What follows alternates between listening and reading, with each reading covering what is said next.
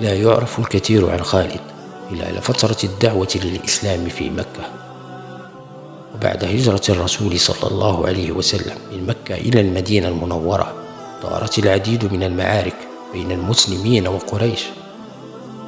ولم يخض خالد غزوة بدر، أولى المعارك الكبرى بين الفريقين، والتي وقع فيها شقيقه الوليد أسيرا في أيدي المسلمين.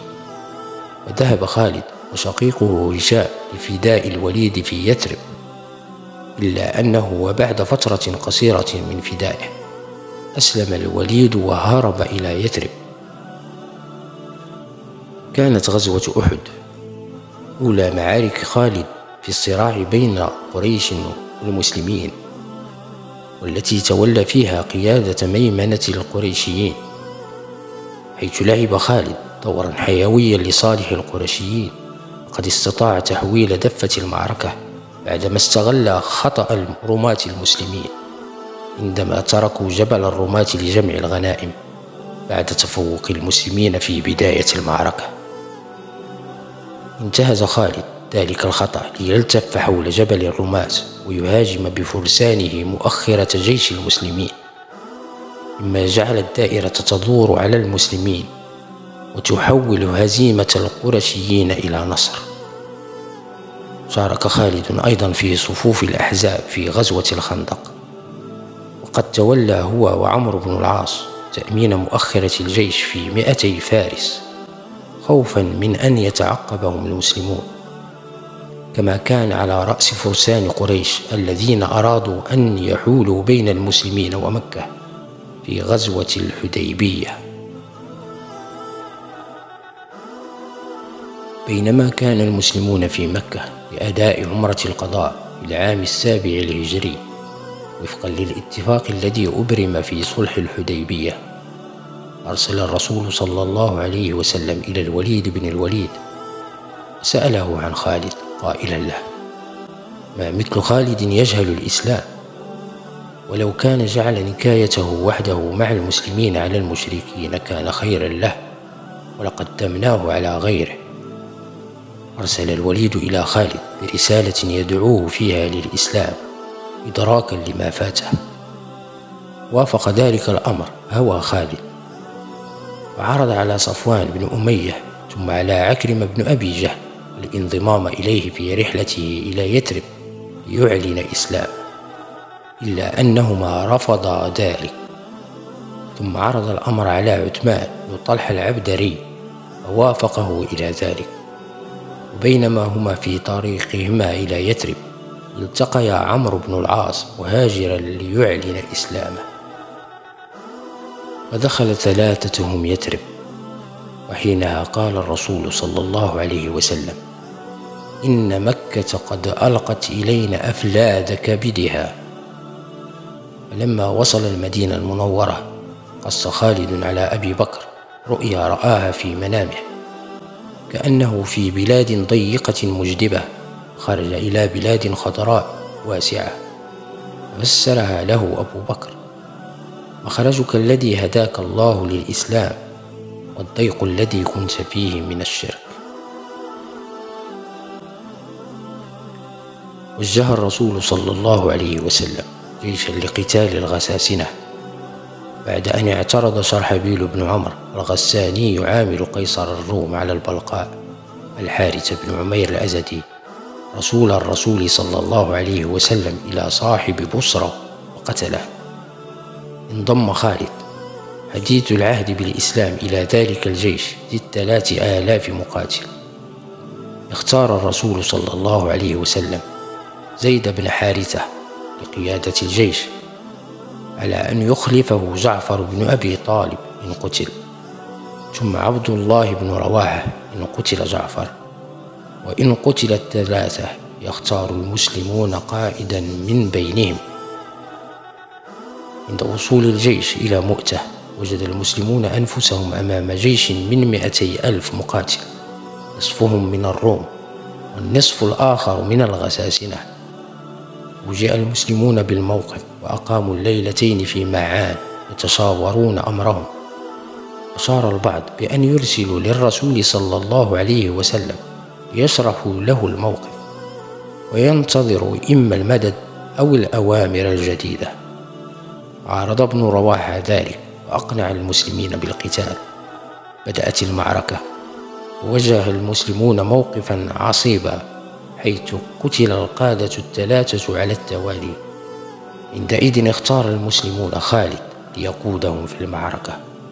صمد الجيش بقية اليوم، وفي الليل نقل خالد ميمنة جيشه إلى الميسرة والميسرة إلى الميمنة، وجعل مقدمته موضع الساقة والساقة موضع المقدمة. ثم أمر طائفة بأن تثير الغبار ويكثرون الجلبة خلف الجيش حتى الصباح. وفي الصباح فوجئ جيش الروم والغساسنة بتغير الوجوه والأعلام عن تلك التي واجهوها بالأمس، إضافة إلى الجلبة، وظنوا أن مددا قد جاء للمسلمين. عندئذ أمر بالانسحاب، وخشي الروم أن يلاحقوه خوفا من أن يكون الانسحاب مكيدة، وبذلك نجح خالد في أن يحفظ الجيش من إبادة شاملة. قد حارب خالد ببسالة في غزوة مؤتة، وكسرت في يده يومئذ 9 أسياف. وبعد أن عاد إلى يثرب أثنى عليه الرسول صلى الله عليه وسلم ولقبه بسيف الله المسلول. وبعد شهور نقضت قريش أحد شروط الصلح عندما هاجم بكر بن مناة بن كنانة حلفاء قريش بني خزاعة حلفاء الرسول صلى الله عليه وسلم. عندئذ توجه الرسول في جيش من 10,000 مقاتل إلى مكة، وقسم الجيش إلى 4 أقسام. تولى بنفسه قيادة أحدها وأمر الزبير بن العوام، سعد بن عبادة، وخالد بن الوليد على ال3 الأخرى، وأمرهم أن يدخلوا مكة كل من باب، ودخلوها كل من الباب الموكل إليه. ولم يلق أحدهم قتاله إلا كتيبة خالد، حيث قاتله عكرمة بن أبي جهل وسهيل بن عمرو وصفوان بن أمية في جند جمعه لقتال المسلمين. واستطاع خالد أن يظفر بهم وقتل منهم عددا.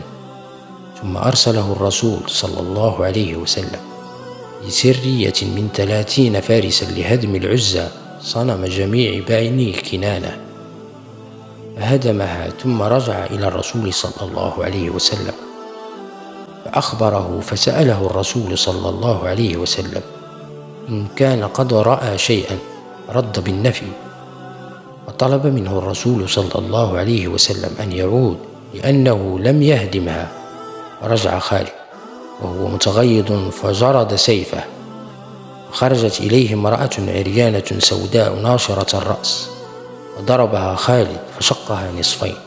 رجع إلى الرسول فأخبره فقال: نعم، تلك العزى، وقد يئست أن تعبد ببلادكم أبدا. وكان موضع العزى ومقر عبادتها في شعب يعرف بشعب سقام إلى الشمال الشرقي من مكة، اتخذه المشركون حما لها. بعد الفتح أرسل الرسول صلى الله عليه وسلم السرايا لدعوة القبائل إلى الإسلام. أرسل خالد بن الوليد قائدا على 350 من المهاجرين والأنصار وبني سليم في سرية إلى بني جديمة بن عامر بن عبد مناة بن كنانة، ولم يأمره بقتال. وهنا كانت أول زلات خالد، حيث قاتلهم وأصاب منهم رغم معارضة من كان معه من الصحابة، ومنهم سالم مولى أبي حذيفة وعبد الله بن عمر بن الخطاب. لما وصل الخبر إلى الرسول صلى الله عليه وسلم رفع يديه إلى السماء ثم قال: اللهم إني أبرأ إليك مما صنع خالد بن الوليد. وأرسل الرسول صلى الله عليه وسلم عليا إلى بني جديمة لدفع دية قتلاهم. رغم هذا الخطأ أشركه الرسول صلى الله عليه وسلم بعد ذلك في غزوة حنين، حيث جعله الرسول صلى الله عليه وسلم يومئذ قائدا على بني سليم، وأصيب يومها إصابات بليغة. كما شارك خالد أيضا في غزوة تبوك تحت قيادة الرسول صلى الله عليه وسلم. ومن هناك أرسله الرسول صلى الله عليه وسلم في سرية إلى دومة الجندل، فدخلها وأسر صاحبها أكيضر بن عبد الملك الذي صالحه الرسول صلى الله عليه وسلم على الجزية، وهدم صنمهم ود. وفي عام 10 هجري بعث الرسول صلى الله عليه وسلم خالد بن الوليد في شهر ربيع الأول في سرية من 400 مقاتل إلى بني الحارث بن كعب بن جران، وأمره أن يدعوهم إلى الإسلام قبل أن يقاتلهم 3، فإن استجابوا له يقبل منهم ويقيم فيهم ويعلمهم دينهم، وإن لم يفعلوا يقاتلهم. لبى بنو الحارث بن كعب النداء وأسلموا، فأقام خالد فيهم يعلمهم الإسلام، ثم كتب خالد إلى الرسول بذلك فأمره أن يقيم فيهم يعلمهم دينهم، ثم ليقبل معهم وفدهم، فوفدوا عليه يعلنون إسلامهم.